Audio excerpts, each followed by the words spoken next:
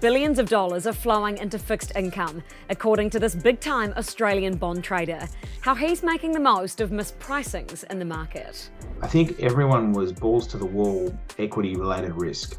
Certainly in Australia, where there's a preternatural gambling culture, everyone is running for the hills when it comes to risk, and I mean equities, commercial property, VCPE, and high-risk debt, and they're flocking to safety and security. And we're trying to actually find cheap bonds that are paying too much interest. And most of the investors are very passive, and so they're not competing away these inefficiencies.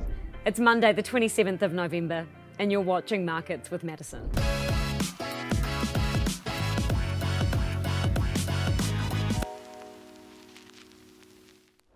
Coolabah Capital Investments claims to be the biggest active bond trading firm down under, with about 10 billion in New Zealand dollars in funds under management. It says it's fueling a flight to fixed income, as it's developed digital models to help find mispricings in the market, effectively making bond markets less boring for billionaires. Christopher Joye is the Chief Investment Officer based in Sydney. Hey Chris, good to see you. Good to see you, Madison. How much inflow are you seeing into the fixed income market at the moment, and why do you think that is? Yeah, the flows are large. In December last year, we were running about 5.9 billion in Aussie, and today, in Aussie dollar terms, we're running about 9.3 billion.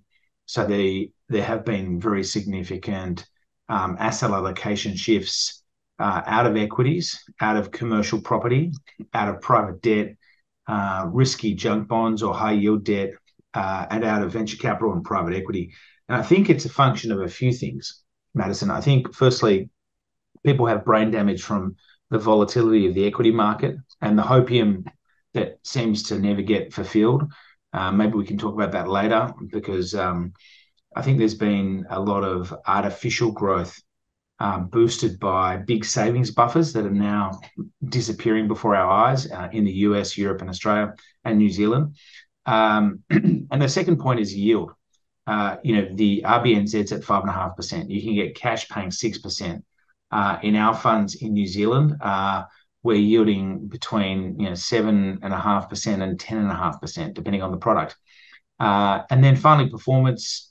Returns have been very, very strong. In New Zealand dollars, we've delivered 17.3% in one strategy, and then in our lower risk strategy, we've done about 7.5% net of fees. So I think people are looking at the fact that we've shifted from the old normal, where cash was not a viable asset class, and you had to reach for risk, you had to search for yield, to the new normal, where you don't need crypto, you don't need commercial property, you don't need equity risk. You can actually get 6 to 7% at the bank, and 7 to 10% in high grade bonds. Where are you seeing this inflow coming from? Is it high net worth individuals? Is it institutional money, sovereign wealth funds? What's remarkable, Madison, is it's everywhere. We're getting inflows from pension funds, billionaires, mums and dads, insurance companies. It really is the full panoply of potential users. And what's also, I think, astonishing, Madison, is I'm definitely seeing a seismic shift within portfolios. So I think everyone was balls to the wall equity-related risk.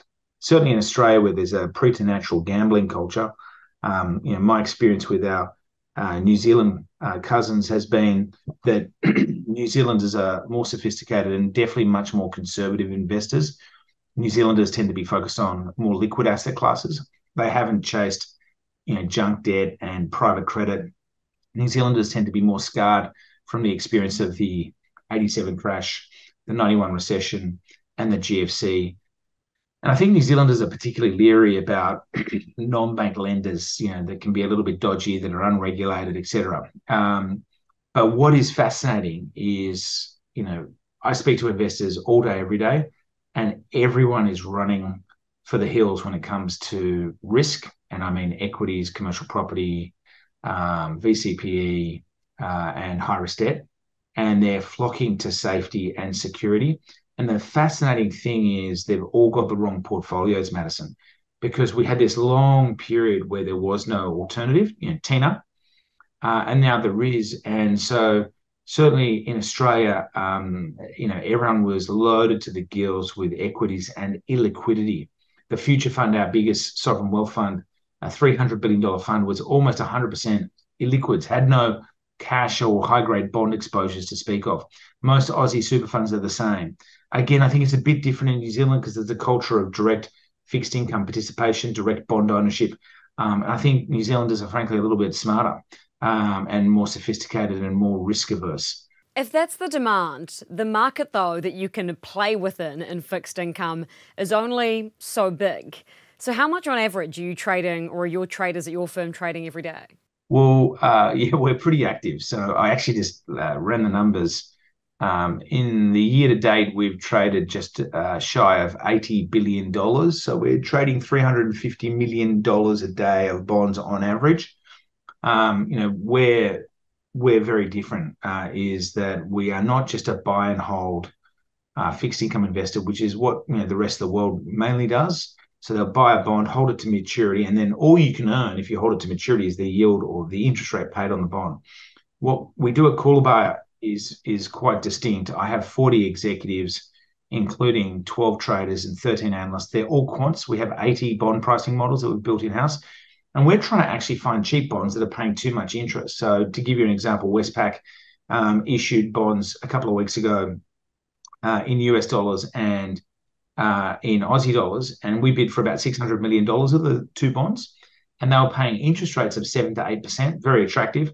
But we had fair value according to our quantitative models that was well below those interest rates. So when those interest rates ineluctably or invariably normalize down to our fair value target, we actually pick up a capital gain.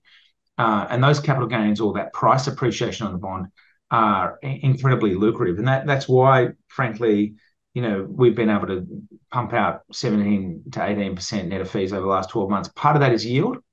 So a big chunk of that is yield, roughly half, but the other half is actually capital appreciation from systematically day in, day out, trading $300 million to $400 million a day, 50 to 100 times a day, using those 80 models to find mispricing. So bonds paying too much interest or too much return for their risk. And the interesting thing about the bond market, Madison, which most people don't understand, is it's a huge asset class. So there's $27 trillion of investment grade bonds we can trade, but it's immensely opaque.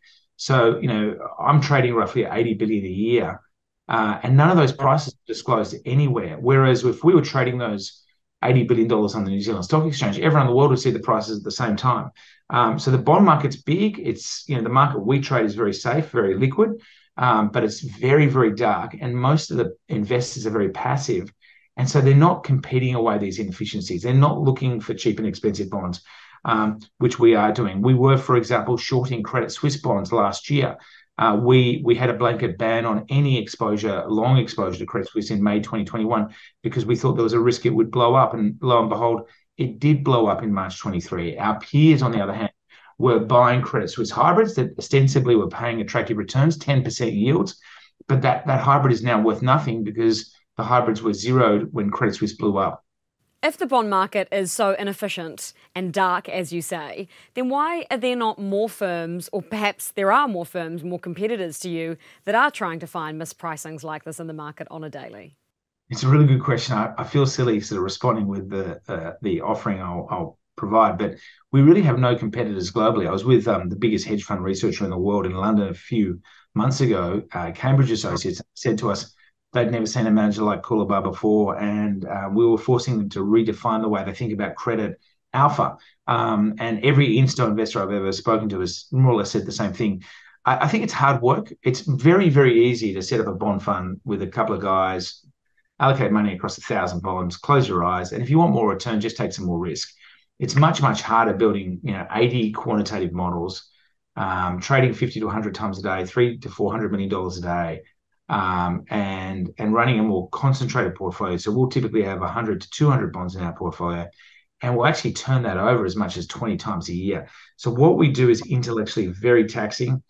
Fortunately, I'm surrounded by a lot of folks who are a hell of a lot smarter than me. I think we've got 3 or 4 PhDs, 5 university medalists, and that's a privilege. But it is an unusual situation where almost all the market is passive and we're active. It's very different to equities. Equities are lit, they're transparent. It's all traded on an exchange. Bonds are not traded on an exchange. They're traded in the so-called over-the-counter or unlisted market. So the way we trade bonds, and this is absolutely remarkable, is it's called by voice. It's an analog market. It's not a digital market. It's literally like trading shares before exchanges existed in, say, the 1950s, and when you wouldn't have price reporting. One of the interesting things about the New Zealand market is it's extremely illiquid. You've got, episodic small issues, but New Zealand investors tend to be particularly hold to maturity, and those New Zealand investors bottom draw their bonds. So we've started trading in the New Zealand market, and we're actually trying to generate more liquidity for the New Zealand market by offering more secondary trading. So we're actually working hard to improve the liquidity of the New Zealand market because it's an attractive market. There are attractive issuers like the big four banks, like Auckland Airport and others. And I think if there were more trading opportunities for retail investors, that would allow them to switch in and out of bonds and free up cash to participate in more new issues. And then we might see more new issues. So you're clearly seeing this flight to fixed income, or at least this flight into your funds, and those investors are telling you that they're moving away from equities. The big question, though, is how long do you think this growth in fixed income will last? And will those people who've flown there perhaps get stuck? Yeah, great question, Madison. It's really a function of, as long as the RBNZ and central banks around the world have these cash rates at very high levels. I mean, think about the calculus for an investor. If you buy, CBA shares or Westpac shares, the franked dividend yield on CBA is about 6.5%. You can earn 7 to 8% on CBA bonds. So why would you buy the shares when the bonds are paying better returns? Conversely, if you look at, say, commercial property yields, here I'll refer to Aussie data, the A-grade commercial property market's only paying a yield of 4 to 5%. I mean, that's less than what you earn on cash. So for as long as cash rates are high, and that means for as long as we struggle with this persistent, protracted inflation crisis, and let's be clear, we're heading into 2024 and we still have an inflation crisis in New Zealand. We have the same crisis in Australia, despite the fact that interest rates are high.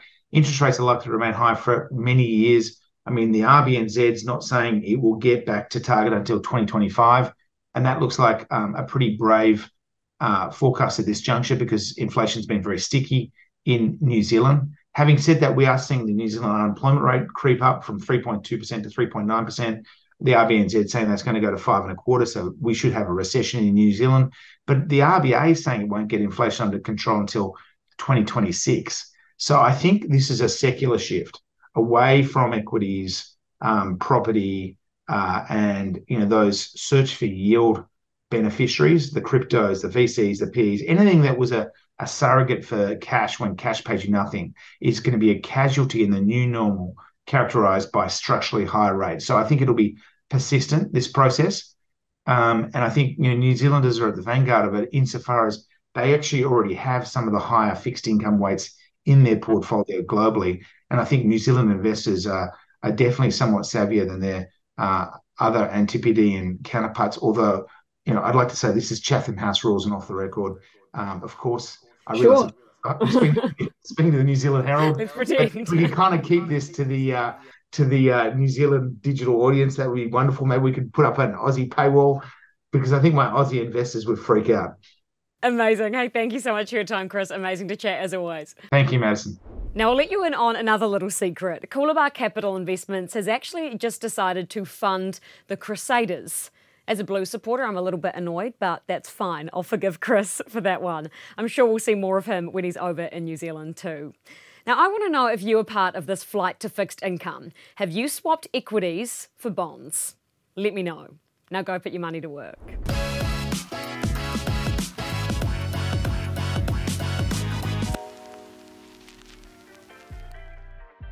Thanks for watching Markets with Madison, the New Zealand Herald show for interested investors.